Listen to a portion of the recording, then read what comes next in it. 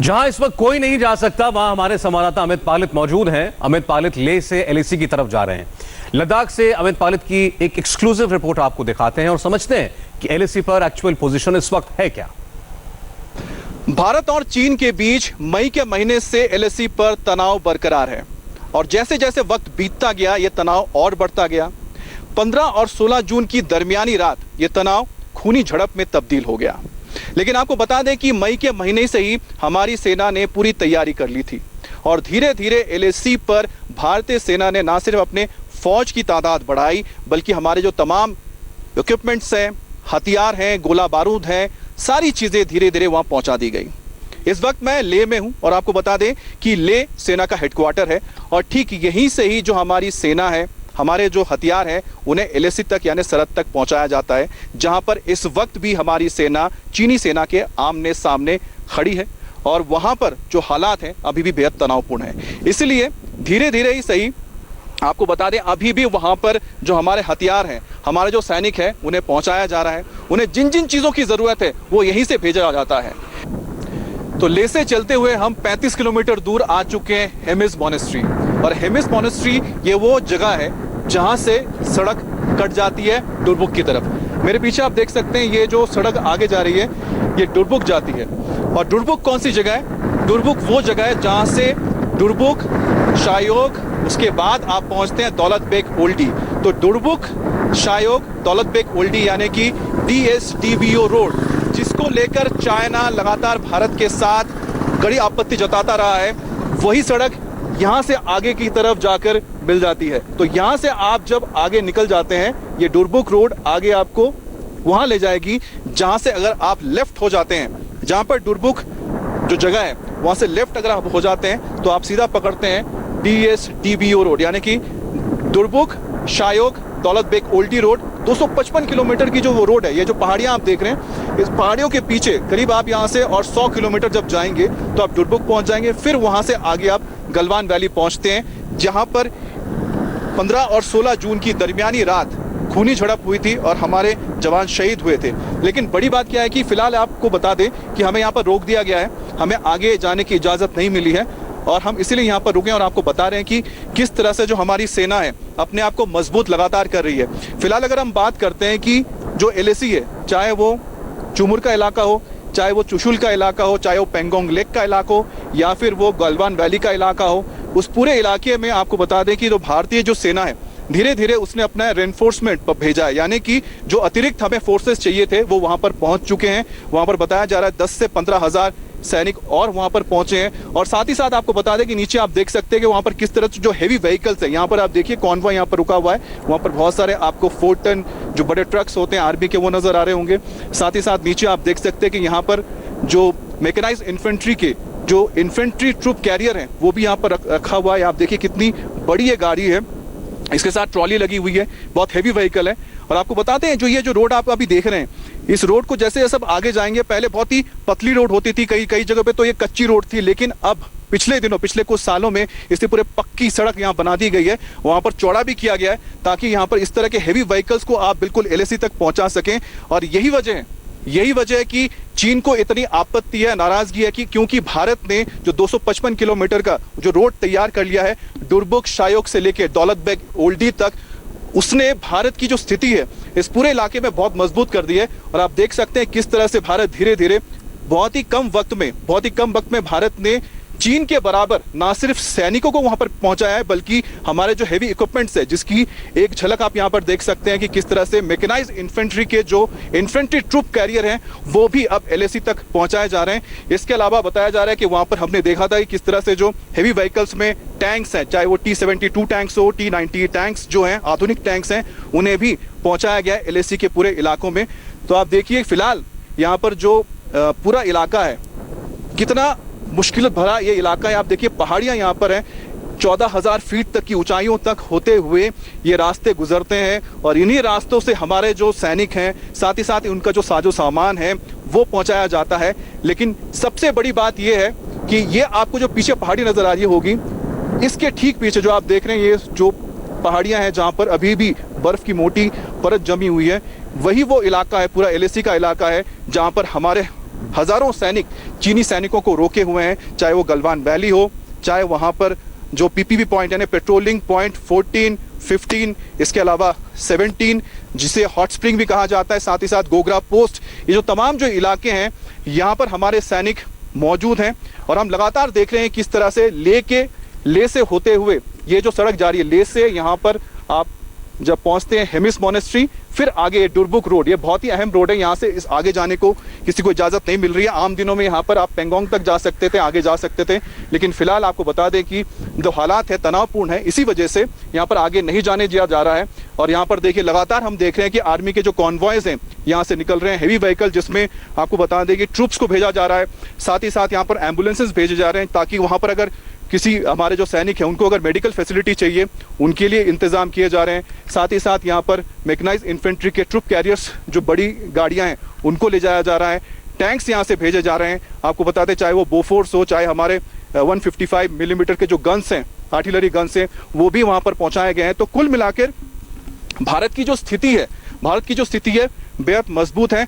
और सबसे अच्छी बात यह है कि भारत ने जो पिछले 3-4 साल में यहाँ पर जो तैयार किया अपना इंफ्रास्ट्रक्चर, जिसकी एक झलक आप यहाँ पर देख ही रहे हैं कि जो इंफ्रास्ट्रक्चर तैयार किया जहाँ पर हैवी व्हीकल्स को आप सीधा एलएसी तक पहुँचा सकते हैं, वो आज इतना कारगर साबित हो रहा है कि बहुत ही कम वक्त में जितना वक्त चीन ने लिया था वहाँ पर अपनी सेना को खड़ा करने में, उसी तरह से भारत ने भी उतना वक्त लिया है अपने पूरे मिलिट्री को, अपने पूरे फोर्सेस को पूरे उस इलाके में लाने में। साथ ही साथ आपको बता दें कि यहाँ पर जो एयरफोर्स है वो भी लगातार अपनी जो सबसे अच्छे आधुनिक उनके जो एयरक्राफ्ट्स हैं, चाहे वो अटैक हेलीकॉप्टर्स हो, चाहे वो उनके ट्रांसपोर्ट हेलीकॉप्टर्स हो जैसे कि चिनूक हो, इसके अलावा हम आपको बता दें अपाचे हेलीकॉप्टर्स हैं, इसके अलावा जो भारत में ही बना हुआ रुद्र अटैकिंग हेलीकॉप्टर है, ये सभी जो बहुत ही अहम भारत के एयरफोर्स के अहम वेपन्स हैं, यानी कि हथियार हैं, आधुनिक हथियार हैं, वो लगातार एलएसी पर नजर बनाए रखे हुए हैं। साथ ही साथ आपको बता दें कि ये जो जगह है यहाँ पर 3rd इन्फेंट्री डिवीजन भी आता है, जिसके जीओसी हैं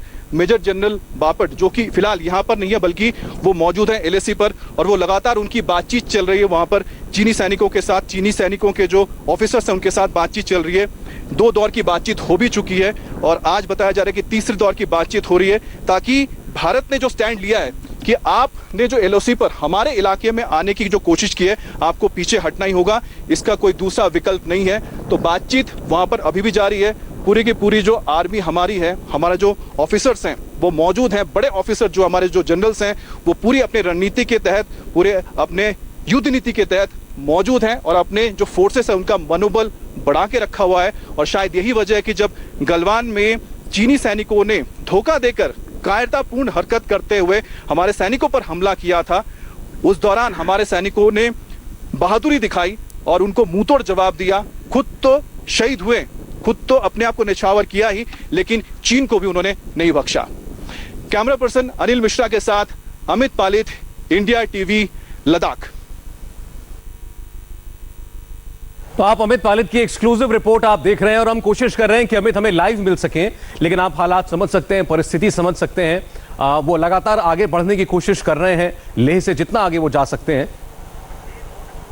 तो उनकी हम एक और रिपोर्ट देखते हैं और इंतजार कर रहे हैं कि शायद हम आपको सीधी बात करा सकें उनसे और वहां की हम लाइव तस्वीरें इस वक्त हो क्या रहा है लद्दाख और उसके आगे आपको बता सकें। एक और रिपोर्ट देखिए।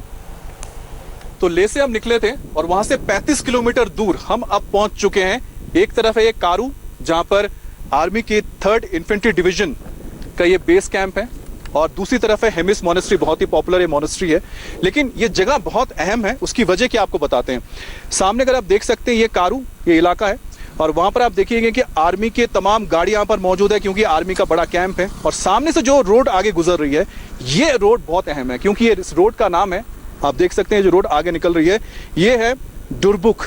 ये रोड जाती है डुरबुक को, और डुरबुक वो जगह है जहां से 255 किलोमीटर का वो रोड तैयार हुआ है एलएसी के साथ, जिसको लेकर चीन ने आपत्ति जताई। चीन ने उसी आपत्ति के चलते गलवान वैली में अपने सैनिक भेजे ताकि वो जो रोड है डुरबुक, शायोक, दौलत बेग, ओल्डी, तो 255 किलोमीटर की वो खास स्ट्रेटेजिक रोड है, उसके खिलाफ कार्रवाई करते हुए ही चीन ने भारत की सीमा में घुसने की हिमाकत की, जिसके बाद भारतीय सैनिकों ने उन्हें वहां पर रोक दिया है। और आप देख सकते हैं कि इस जगह पर हमें आने के लिए काफी मशक्कत भी करनी पड़ी, क्योंकि यहाँ पर किसी को आने नहीं दिया जा रहा है, मीडिया को भी यहाँ पर आने की इजाजत नहीं है। लेकिन किसी तरह से हम यहाँ तक आए इसलिए है ताकि आपको बता सके कि जो ये इलाका है और इससे आगे का जो इलाका है कितना दुर्गम इलाका है। आप देख सकते हैं कि कितने ऊंचे ऊंचे ये पहाड़ हैं और कई हजार फीट की इनकी ऊंचाई है। 10-15 हजार तक की ये फीट इनकी ऊंचाई जाती है, 10 से लेकर 14 हजार तक की इनकी ऊंचाई जाती है। और यहाँ पर इतने मुश्किलों से गुजरते हुए रास्ता आगे एलएसी को पहुंचता है। लेकिन आपको बता दें, पिछले 3-4 साल में यहाँ पर जिस तरह से रोड्स का चौड़ीकरण किया गया है, साथ ही जिस तरह से रोड्स को, इंफ्रास्ट्रक्चर को डेवलप किया गया है, उसके मद्देनजर आप देख सकते हैं कि नीचे किस तरह से जो हैवी व्हीकल्स हैं, वहां पर आप देखिए कि कितना एक ट्रॉली के साथ वहां पर आप देख सकते हैं मैकेनाइज्ड इन्फेंट्री की जो इन्फेंट्री ट्रुप्स कैरियर जो होता है वो वहां पर मौजूद है, गाड़ी है, जिसको आपने कई बार देखा होगा आर्मी के एक्सरसाइजेस में या फिर 26 जनवरी के परेड में आपने राजपथ पर चलते हुए देखा था। आप देख सकते हैं इन्हें भी पहुंचाया जा रहा है एलएसी तक, और इसलिए मुमकिन हो सका है क्योंकि यहाँ पर जो सड़क बनाई गई है, रोड बनाई गई है, वो इतना चौड़ा किया गया है, उसे पक्की सड़क बनाई गई है ताकि ये जो इतने हैवी व्हीकल्स हैं एलएसी तक पहुंच सके। और आपको बता दें कि हमारे जो फोर्सेस हैं बड़ी तादाद में, हजारों की तादाद में वो एलएसी पर मौजूद हैं। वो हमारे एलएसी यानी हमारे सरहद को अभी भी वहां पर निगरानी कर रहे हैं। और इसका सबसे बड़ा सबूत यह है कि पिछले 1 महीने में अगर चीन ने अपने हजारों वहां पर सैनिक बढ़ा दिए तो भारत ने भी उतने ही वक्त में, कह सकते हैं कि उससे कम वक्त में, उससे ज्यादा तादाद में अपने फोर्सेस को यहां पर तैनात कर चुके हैं एलएसी में, जो पहाड़ों के ठीक पीछे मौजूद हैं। कैमरा पर्सन अनिल मिश्रा के साथ अमित पालित, इंडिया टीवी ले। लद्दाख से आप इंडिया टीवी के संवाददाता अमित पालित की ये रिपोर्ट देख रहे थे। एक छोटे से ब्रेक के बाद अमित पालित हमारे साथ खुद लाइव होंगे, बात करेंगे उनसे, लेकिन फिलहाल एक ब्रेक। हम सब इस वक्त ये जानना चाहते हैं, आप भी, कि आखिर लद्दाख में हो क्या रहा है। हमारे सहयोगी अमित पालित इस वक्त लद्दाख पहुंच चुके हैं और वो आगे जहां पर कन्फ्रंटेशन चल रहा है वहां तक पहुंचने की भी पूरी कोशिश कर रहे हैं। अमित के पास हम सीधे चलते हैं। अमित, पहले तो ये बताइए व्यूअर्स को कि आप एग्जैक्टली इस वक्त हैं कहां पर और ये जगह तनाव की जगह से कितनी दूर है? सौरभ, मैं आपको बताना चाहता हूं कि फिलहाल तो हम वापस लौट आए हैं क्योंकि वहां पर हमको रुकने नहीं दिया गया था। लेकिन आपको दिखाना चाहूंगा कि हम कहां से लौटे हैं। आप मेरे पीछे जो जगह देख रहे हैं, ये आपको वैली नजर आ रहा है, ये वैली आप देख रहे हैं, इसी जगह से इस जो पहाड़ आपको नजर आ रहे हैं, ठीक इसके पीछे की तरफ हम गए थे और आगे यहां से करीब 40 किलोमीटर दूर हम थे। ले, अभी तो मैं फिलहाल ले में हूं जो राजधानी है यहाँ की, लेकिन हम यहाँ से 40 किलोमीटर दूर गए थे। उस जगह का नाम आपको बताएं कि हेमिस मोनेस्ट्री है। हेमिस मोनेस्ट्री उस जगह पर मौजूद है जहां पर से दुर्बुक के लिए रोड आगे जाती है और वहां से महज आप कह सकते हैं 100 किलोमीटर की दूरी पर दुर्बुक है। और दुर्बुक, शायोग और दौलत बेग ओल्डी जो रोड बन रहा है उसी इलाके से जोड़ता है। और हम जहां पर गए थे, आपको बता दें सौरभ, वो बहुत महत्वपूर्ण जगह है क्योंकि वहां पर 3rd इन्फेंट्री डिवीजन का वो हेडक्वार्टर है और वहां पर जो 3rd इन्फेंट्री डिवीजन के जो तमाम फोर्सेस थे वो फॉरवर्ड में जा चुके हैं। फिलहाल वो आपको बता दें एलएसी पर मौजूद है। तो हम जिस जगह पर गए थे वहीं से ही जो आपके जितने भी कॉन्वॉयज हैं, जितने भी आपके आर्मी के जितने भी हम कह सकते हैं कि वेपन्स हैं, सब जगह वहीं से आगे जा रहे हैं। और वो जगह इसलिए खास बन जाता है क्योंकि आपको बताएं सौरभ, आज से अगर हम बात करें 4-5 साल पहले वहां पर जो रोड होती थी बहुत पतली रोड होती थी। लेकिन अभी अगर आप वहां जाते हैं और देखते हैं, क्योंकि हमने 1-2 साल पहले जब वहां पर गए थे तो वहां से सीधा पेंगोंग लेक जाना हो तो वहीं से जाना पड़ता है। अगर आपको चाहे दौलत बेग ओल्डी जाना हो, दुर्बुक जाना हो, शायोग जाना हो या फिर आपको वहां पर गलान वैली जाना हो, कहीं पर भी अगर जाना है, गालवान वैली भी जाना हो, तो आपको उसी रोड से जाना पड़ता है। उस रोड को इंफ्रास्ट्रक्चर के तहत इतना बेहतर कर दिया गया है कि वहां से आप बहुत हेवी व्हीकल्स वहां से लेके जा सकते हैं। और उसका नतीजा ये हुआ है सौरभ, आपको बताएं, आज हमने खुद अपने आंखों से वहां पर देखा मैकेनाइज्ड इन्फेंट्री की जो ट्रूप्स व्हीकल होती है, जिसको ट्रूप्स कैरिंग व्हीकल कहा जाता है, वो वहां पर हमें नजर आई थी क्योंकि वो धीरे धीरे आगे एलएसी पर पहुंचाई जा रही है। जी, मैं आपसे यही जानना चाह रहा था कि आप जहां तक भी जा पाए वहां आपने रास्ते में देखा क्या आपने सेना की गाड़ियों का मूवमेंट देखा? आपने सेना के सारे सामान को ऊपर जाते हुए देखा? बिल्कुल बिल्कुल सौरभ, बिल्कुल हमने देखा सौरभ। आपको बता दें कि जो व्हीकल्स के जो मूवमेंट्स हैं उनके टाइमिंग्स होते हैं, एक सुबह होती है और एक शाम को वो करते हैं। तो वहां पर जो धीरे धीरे जो जितनी भी गाड़ियां हैं वहां पर जो बेस हैं, जैसे कि आपको हम दिखा रहे थे जिस जगह पे हम वहां पर मौजूद थे, जो दुर्बुक के लिए पहुंचती है रोड, वहां पर हेमिस मोनेस्ट्री जो जगह है जहां पर 3rd इन्फेंट्री डिवीजन का जो वहां पर हेडक्वार्टर है, वहां पर एक बेस है। वहां पर कई सारी गाड़ियां जो कॉन्वॉयज वहां पर रुकी हुई थी वो फिर आगे मूवमेंट करती है। जब हम ले से वहां पर जा रहे थे लेह से वहां पर जाते हुए हमने देखा बहुत सारी गाड़ियां थी जो जा रही थी, जिसमें फोर्सेस जा रहे थे, उनके जितने भी सामान है वो भी वहां पर जा रहे थे। इसके अलावा हमने वहां पर जो उसके बीच में जो कुछ और कैंप्स थे वहां पर आपको बताएं सौरभ, सबसे इंपॉर्टेंट एक होता है, एक सिग्नल कोर है। सिग्नल कोर की जो गाड़ियां होती हैं जिसमें रडार्स होते हैं, टेलीकम्युनिकेशन होते हैं, वो भी गाड़ी हमने देखी कि जो कॉन्वॉय में शामिल थे, जो वहां पर मौजूद है। इसके अलावा हमने बहुत सारी हैवी व्हीकल्स देखी है, वो बहुत ही मॉडर्न इक्विपमेंट्स थे, वो हमने देख इसलिए नहीं पाए क्योंकि वो ढका हुआ था। लेकिन आपको बता दें कि बड़ी तादाद में जो हमारे मॉडर्न इक्विपमेंट्स हैं, हमारे वेपनरी है, इसके अलावा हमारे जो फोर्सेज हैं, वो सब वहां पर धीरे धीरे एलएसी में मौजूद हैं। और वहां पर आपको बता दें एक इस तरह का दीवार बनाया जा चुका है जो चीन के लिए बहुत मुश्किल होगा कि वो उसको भेद पाए। सौरभ, एक बार जरा आपने पीछे की आप तस्वीरें और दिखाइए, दर्शकों को अंदाजा लगेगा कि हम किस किस्म की टेरेन के बारे में बात कर रहे हैं। और आप जहां पर ये तनाव चल रहा है वो जगह यहां से भी और ऊंचाई पर है, काफी यहां से थोड़ी दूर है, लेकिन आप यहीं के हालात देखिए तो आपको समझ में आएगा कि कितनी विषम परिस्थितियां हैं जहां पर हमारे फौजी इस वक्त डटे हुए हैं। अमित। बिल्कुल सौरभ, आप पीछे जो देख रहे हैं फिलहाल तो ये लेह है, लेकिन आपको बता दें कि लेह से जो पीछे जो आप जगह आप देख रहे हैं, यहां पर थोड़ा आप आगे जाते हैं तो यानी कि पूरब की अगर जाएंगे तो ईस्ट की वो तरफ आप जाते हैं तो वहां पर आपको क्या नजर आता है, वहां पर आपको सिर्फ ऊंची ऊंची पहाड़ियां नजर आएंगी। फिलहाल यहां पर आपको जो पहाड़ियां दिख रही हैं इससे भी ऊंची पहाड़ियां है। और वहां पर आपको जो रास्ते, वहां पर रास्ते बहुत ही, पहले तो रास्ते थे ही नहीं, लेकिन पिछले 3-4 आपको बता दें कि तो 3-4 साल में यहाँ पर बहुत अच्छे रोड्स बनाए गए हैं। और साथ ही आपको तो और टेरेन दिखाते हैं कि किस तरह से यहाँ पर इतनी ऊंचाइयों पर, चाहे वो 10,000 फीट पे तो ले ही है, लेकिन जहाँ पर हमारे सोल्जर्स हैं, जहाँ पर हमारी फौज है, वो जो इलाका है वो 14,000 फीट से भी ज़्यादा की ऊंचाई पर है। और वहाँ पर बहुत ही बोलते हैं ना विषम जो वहाँ पर हालात हैं, बहुत ही इनह्यूमन कंडीशंस में वो काम कर रहे हैं। वो किस लिए कर रहे हैं, लेकिन उसकी वजह यह है कि वो हमारी सरहद की रक्षा कर रहे हैं। और यहां से जाने के लिए जो रोड्स तैयार किए गए बहुत से सबसे ज्यादा इंपॉर्टेंट है। सौरभ, आपने जाना जो गलवान वैली में किस वजह से ये झड़प हुई, उसकी सबसे बड़ी वजह थी जो वहां पर दौलत बेग ओल्डी तक जो रोड बन रहा है दुर्बुक से शायोग होते हुए, उसको रोकने के लिए, क्योंकि उस रोड के बन जाने से और साथ ही साथ हम जिस इलाके में गए थे हेमिस मॉनेस्ट्री से दुर्बुक जाने के लिए जो रोड तैयार किया गया है, उसके वजह से चंद घंटों में हमारे फोर्सेस, हमारे हेवी इक्विपमेंट्स हैं, हमारे जितने भी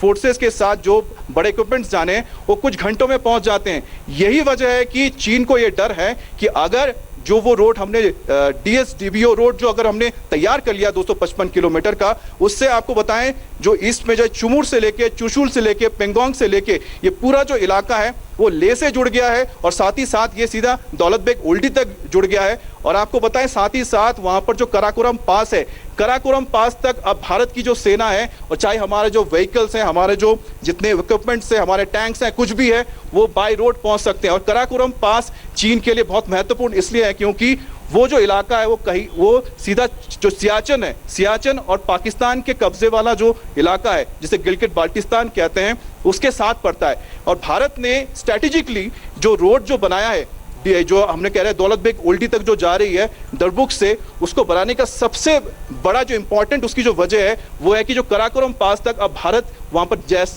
मतलब पहुंच सकता है और किसी वक्त अपने फोर्सेस को वहां पर ले जा सकता है। साथ ही साथ देप्संग जो प्लेन है, यानी दौलत बेग ओल्डी जो लगातार हम बात करते हैं, जहां पर दुनिया का सबसे हाईएस्ट एयरफील्ड है, जहां पर वैसे कोई एयरपोर्ट तो नहीं है लेकिन खाली जमीन पर डेजर्ट है, वहां पर प्लेन उतरते हैं। वहां पर अभी भारत ने अपना जो वहां पर होल्ड है और मजबूत कर लिया है। और डेप्संग प्लान जो प्लेन जो है, डेप्संग प्लान बोलते हैं उसको, डेप्संग प्लान, वो डेप्संग प्लान के ठीक दूसरी तरफ अक्साई चीन पड़ता है। तो अगर भारत इस इलाके में रोड बना ले रहा है, इंफ्रास्ट्रक्चर बना ले रहा है, कराकोरम पास तक अपनी जो पहुंच है उसको बना ले रहा है, तो इस तरह से जो पूरा जो इलाका है, इस इलाके में अक्साई चीन के पास भारत ने एक मजबूत दीवार बना दी है, एक ऐसा लाइफलाइन तैयार कर दिया है।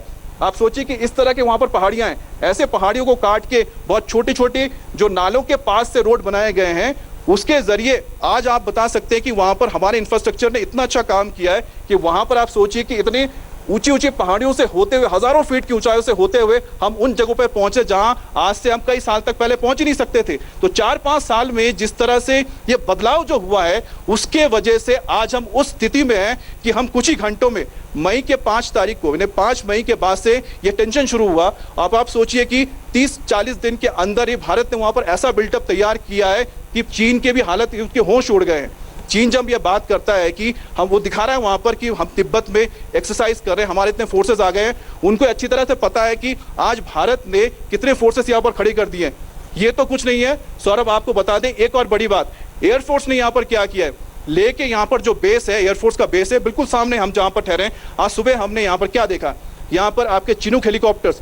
चिनूक हेलीकॉप्टर्स कौन से हैं, जो आपको किसी भी ऊंचाई तक एक साथ बहुत सारे हमारे चाहे सामान हो, इक्विपमेंट्स हो या हमारे फोर्सेस हो, चंद मिनटों घंटों में पहुंचा देंगे एलएसी में। इसके अलावा हमने जो अपाचे अटैक हेलीकॉप्टर्स खरीदे, वो लगातार एलएसी पर वहां पर वो कर रहे हैं, निगरानी रख रहे हैं। हमारे जो खुद के बने हुए देसी हमारा जो अटैक हेलीकॉप्टर है रुद्र, उसे भी यहाँ पर डिप्लॉय किया गया है। और उससे भी बड़ी बात है कि एयरफोर्स के जो रडार वाले, आप कह सकते हैं कि हमारे जो स्पाई प्लेन्स हैं, हमारे स्पाई प्लेन्स भी लगातार यहाँ पर निरीक्षण कर रहे हैं। और क्या यहाँ पर जो हालात है, आपको बता सकते हैं कि हमारे जो जितने भी हमारी ताकत है, वो ताकत पूरी तरह से यहाँ पर झोंक दी गई है, ताकि 1 इंच भी जो जमीन है भारत की, वो चीन अपने कब्जे में ना ले सके। और आपको बता दें कि भारत की ओर से भी साफ कहा गया है कि आप पीछे हटेंगे और इससे आगे कोई बात नहीं होगी। दूसरी बात मैं आपको बताऊं कि चीन का अगर मानना है कि उसके पास जो अटैक हेलीकॉप्टर्स हैं या उसके पास जो वेपन्स है, कोई भी यहाँ पर बैटल वर्दी नहीं है। बैटल वर्दी मतलब लड़ाई में कभी गई नहीं। और अगर हम चिनूक की बात करते हैं, हम अपाचे हेलीकॉप्टर की बात करते हैं, अपाचे हेलीकॉप्टर की सबसे खासियत यहाँ पर क्या है कि अपाचे हेलीकॉप्टर्स ने अफगानिस्तान में जो लड़ाई हुई थी, जहां पर तालिबान के साथ लगातार लड़ाई चलती रही, वहां पर ऐसा ही टेरेन था। आप अफगानिस्तान में जाइए, जहां पर लड़ाई हुई थी, वहां पर इस तरह के हालात थे, बिल्कुल इसी तरह के टेरेन था, वहां पर पहाड़ी इलाके थे। वहां पर अपाचे हेलीकॉप्टर्स ने कमाल कर दिया था। उन्होंने तालिबान के कितने ठिकानों को पूरी तरह से नेस्तो नाबूद कर दिया था। और आज बिल्कुल आपको बता दें कि एलएसी पर उसी तरह के हालात हैं, जहां पर अगर अपाचे हेलीकॉप्टर जाते हैं तो चीन के जो वहां पर W10 करके उनका एक नाम है, उनका जो हेलीकॉप्टर बना हुआ है, चीनी हेलीकॉप्टर, जो बैटल वर्दी है ही नहीं, वो मुझे कहीं भी नहीं लगता कि टिक पाएगा। आज भारत के पास जो वेपन्स हैं, जो हेलीकॉप्टर्स हैं, क्योंकि हमारे पास जितने भी वेपन्स हैं वो बैटल टेस्टेड हैं। भले ही हमने अमेरिका से लिए हैं, लेकिन उनके अंदर इतनी क्षमता है कि उन्होंने जो भी इनके वेपन्स है, ये सारे के सारे टेस्टेड हैं, लड़ाइयाँ जीती भी हैं, दुश्मनों को मार गिराया है। वो ही हमारे पास वो हथियार आज है। और चीन को अच्छी तरह से पता है कि आज भारत की स्थिति में है, और यही वजह है कि चीन जानबूझकर यहाँ पर इस तरह की हमाकत कर रहा है, इस तरह की हरकतें कर रहा है, ताकि वो भारत को उकसा सके। लेकिन आपको बता दें कि भारत ने यहाँ पर जिस तरह से लद्दाख में तैयारी की है, ऐसा शायद अगर 1962 से और आज को जोड़ा जाए तो उसमें जमीन आसमान, क्या हम कह सकते हैं, अंतरिक्ष के हिसाब से अगर कह दे तो अंतरिक्ष के हिसाब से बिल्कुल डिफरेंस आता है। क्योंकि एयरफोर्स को देखिए, एयरफोर्स ने अपने सबसे बेहतरीन हेलीकॉप्टर्स, अटैक हेलीकॉप्टर्स अपाचे को यहाँ तैनात किया है। इसका जो हेवी लिफ्ट हेलीकॉप्टर है चिनूक यहाँ पर तैनात किया गया है। इसके साथ ही भारत का जो देसी हमारा रुद्र जो हेलीकॉप्टर है, जिसको कई बार इस्तेमाल किया गया, अभी भी मैं हेलीकॉप्टर्स की आवाज़ सुन रहा हूँ यहाँ पर, क्योंकि लगातार यहाँ पर वो निरीक्षण जो यहाँ पर जो लगातार यहाँ पर सर्विलेंस का काम जो चल रहा है, वो लगातार हेलीकॉप्टर्स यहाँ घूम रहे हैं। तो इस तरह के जो हेवी लिफ्ट हेलीकॉप्टर्स हों, अटैक हेलीकॉप्टर्स हों, यहाँ तैनात किया गया है, जो बैटल वर्दी है। जी बिल्कुल, एक चीज हम और बताना चाहते हैं दर्शकों को, यहाँ पर मौजूद है कि अमित पालित और उनके साथ जो हमारे कैमरामैन है, उनकी जो टीम है, ये इतना आगे तक जाने वाली पहली मीडिया टीम है। इतनी दूर तक कोई नहीं पहुंचा अभी तक, जहां तक अमित पालित गए हैं। अमित, मुझे ये बताइएगा कि आप लोग कहां तक जा पाए, और रास्ते में क्या आपने कोई रिस्ट्रिक्शंस देखी, क्या आपको रोकने की कोशिश की गई, या नॉर्मल ट्रैफिक आपने चलता हुआ देखा? नहीं सौरभ, यहाँ पर रेस्ट्रिक्शंस हैं, क्योंकि जब हम ले से बाहर निकले और हम जब जा रहे थे हेमिस मॉनेस्ट्री की तरफ, तब हमें सबसे पहले रोका गया एक जगह पे। सबसे पहले हमें जहाँ पर रोका गया वो हेमिस मॉनेस्ट्री से करीब 10 किलोमीटर दूर और था, वहाँ पर रोक दिया गया था। लेकिन हम बताएंगे कि हमारे साथ जो हमारे कैमरा पर्सन अनिल जी, उन्होंने जाके बात की थी, वहाँ पर जाके हम लोगों ने समझाया। वहाँ पर बात करने के बाद हमें किसी तरह से इजाज़त मिली और फिर हम आगे गए, क्योंकि उन्होंने कहा कि हमने किसी मीडिया पर्सन को नहीं हमने यहाँ पर आगे जाने दिया है। लेकिन हमने किसी तरह से उनसे बात की, फिर हम आगे तक पहुंचे। आगे पहुंचने के बाद ये हुआ कि जैसे ही हम जो 3rd इन्फेंट्री डिवीजन के हेडक्वार्टर के बाहर पहुंचे, हमें रोक लिया गया। हमारे गाड़ी के नंबर पहले उनको दे दिया गया था। वहां पर मिलिट्री पुलिस ने हमारे साथ गाड़ी में बैठे, फिर वो हमको लेके गए। उन्होंने हमें मॉनेस्ट्री के पास छोड़ा, बोला कि आप इससे आगे कहीं नहीं जा सकते हैं, आपको अगर जाना है तो आप यहीं तक रुक सकते हैं। फिर हम वहां पर पहुंचे, फिर हमने वहां पर ट्रैकिंग की। हमारी टीम ने वहां पर ट्रैकिंग करते हुए पहाड़ी पर हम पहुंचे। फिर हमने वहां से ये रिपोर्ट आपको भेजी है, ताकि इसकी सिर्फ एक वजह है भेजने की, हमने कोई कानून नहीं तोड़ा है, हमने किसी नियम का उल्लंघन नहीं किया है। लेकिन हमारी कोशिश ये थी कि आखिरकार इतनी ऊंचाई पर, इतने जो हालात, इतने जो कंडीशंस यहाँ पर इनह्यूमन कंडीशंस है। आप यहाँ पर सोचिए, जिस तरह से मौसम है, जिस तरह की पहाड़ियाँ हैं, यहाँ पर हमारी फोर्सेस किस तरह से काम कर रही है और किस तरह से बात मानी होगी जो हमारी सरकार की ओर से पिछले 4-5 साल में सौरभ जिस तरह से इंफ्रास्ट्रक्चर तैयार यहाँ पर किया गया है, वो जानना बहुत जरूरी है लोगों का, ताकि लोगों के अंदर आत्मविश्वास जगे कि आखिरकार अगर चीन ये दावा करता है कि उसने हमारे इतने सैनिक मार दिए, तो उनको ये पता होना चाहिए जहां पर हमारे सैनिक शहीद हुए हैं तो उससे कई ज्यादा हमारे सैनिक वहां पर तैनात हैं, और वो सिर्फ एक इशारे पर कभी भी चीन के जो वहां पर सैनिक मौजूद हैं उनको खदेड़ सकते हैं। लेकिन ऐसा नहीं किया जा रहा है। उसकी वजह है क्योंकि हमारे कुछ इंटरनेशनल ऑब्लिगेशंस हैं, हम नहीं कर सकते उनकी तरह। हमारा कोई रोग नेशन नहीं है, ना ही हमारी कोई रोग आर्मी है। वहां पर तो आर्मी को क्या कह सकते हैं, वो आर्मी तो सिर्फ एक आदमी के इशारे पे काम करती है। यहाँ पर तो पूरा सिस्टम है। आज आपको सौरभ हम बात बताएं कि हम जब वहां पहुंचे हमने क्या देखा कि वहां पर पूरा का पूरा जो इन्फेंट्री डिवीजन है वो मूव कर चुका है, सिस्टमैटिकली ढंग से हो रहा है। और पीछे से आपको बता दें कि धीरे धीरे जो दूसरे इलाकों से यहाँ पर फोर्स आए जा रहे हैं, यानी फोर्स मल्टीप्लाई हो रहा है। अब मुझे लगता नहीं है कि मैंने इससे पहले कभी भी इस इलाके में, इससे पहले भी जब मैंने आया था यहाँ पर, मैं T-90 टैंक्स देखे जो पेंगोंग लेक के आसपास तैनात है, T-72 टैंक्स मैंने वहाँ पर देखे, मैंने वहाँ पर आर्टिलरी गन्स देखे थे। लेकिन पहली बार है कि मैंने यहाँ पर सबसे पहले मैकेनाइज्ड इन्फेंट्री के जो ट्रूप्स कैरिंग व्हीकल है उसका इस्तेमाल किया जाता है। और सौरभ, ये बहुत बड़ी बात इसलिए है क्योंकि हमारे ट्रूप्स को जिस तरह से हमने देखा था कि खदेड़ा जा रहा था, क्यों खदेड़ा जा रहा था, क्योंकि हम लोग पैदल पेट्रोलिंग करते और पेंगोंग के आसपास हो या फिर गलवान वैली हो, वहां पर जो गाड़ियां लेकर पहुंच गए, उनके जो बख्तरबंद गाड़ियां हैं जो चीन ने कह सकते हैं कि हमर की कॉपी की है अमेरिका को देख के, उस तरह की गाड़ियों को लाया गया। उसमें क्या होता है, आप पत्थर मारिए, गोली मारिए, बच जाते। शायद यही वजह है कि हमारे मैकेनाइज्ड इन्फेंट्री के जो ट्रूप्स कैरियर जो गाड़ियां होती है, बख्तरबंद गाड़ियां होती है, उनको यहाँ पर लाया जा रहा है ताकि अगर इस तरह के हालात पैदा होते हैं तो हमारे सैनिक भी इसमें सुरक्षित रहेंगे और साथ ही साथ वो आगे जाके मुकाबला कर सकते हैं। सौरभ, अमित, आपके ऊपर बहुत बड़ी जिम्मेदारी है और आप जितनी दूर तक गए वहां तक कोई और मीडिया टीम नहीं पहुंची। आपने बहुत सारी रिपोर्ट्स भेजी, हमने कुछ दिखाई और कुछ हम थोड़ी देर में दिखाने जा रहे हैं। मुझे यकीन है कि आप पूरी कोशिश करेंगे कि जितना ज्यादा से ज्यादा आप उस टेरेन के पास पहुंच सकें जहां पर यह जमावड़ा है। मुमकिन है सुरक्षा कारणों से कई जगह आपको रोका जाएगा, हो सकता है कि एक जगह की बियॉन्ड आप जा भी ना पाएं, लेकिन दर्शक उम्मीद कर रहे हैं कि आप उनको कुछ बहुत नई तस्वीर दिखाएंगे। बहुत बहुत शुक्रिया और बहुत बहुत शुभकामनाएं आपको, आपकी टीम को। और अवंतीपुरा एनकाउंटर पर एक अपडेट आ रहा है, वो आपको हम देंगे, लेकिन उससे पहले एक ब्रेक।